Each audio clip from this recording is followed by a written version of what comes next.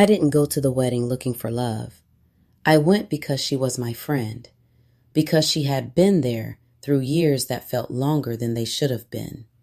Years of life changes, quiet disappointments, sudden heartbreaks, new beginnings that didn't always stick. We had grown up together in some ways, grown apart in others. But when she called and said she was getting married, there was never a question about whether I would be there. When her invitation arrived in the mail, thick cardstock with soft calligraphy and a pressed flower tucked inside, I smiled without thinking.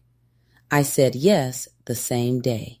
I even held the envelope a moment longer than necessary, feeling happy for her in a way that was uncomplicated and true. I just didn't expect anything else to happen. The drive to the venue took me out of the city and into quiet. Roads stretched longer. Cell service faded in and out. The sky seemed wider somehow, like it had more room to breathe.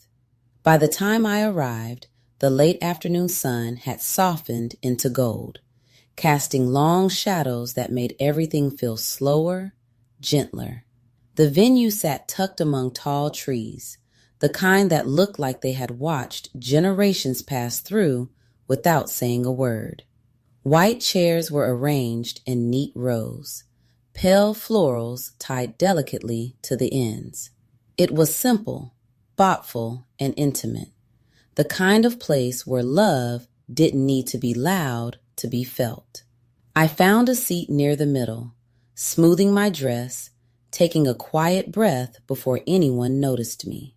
I had come alone, not because I didn't want companionship, but because I'd learned not to force timing anymore.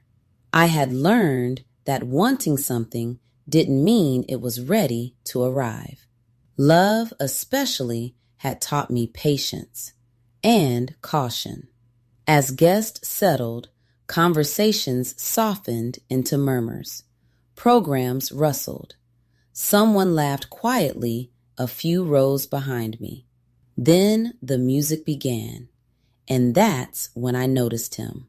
He stood near the groom, tall and composed, hands folded easily in front of him. Not rigid, not performative, just steady, like someone who understood responsibility and didn't resent it. His posture was relaxed but present,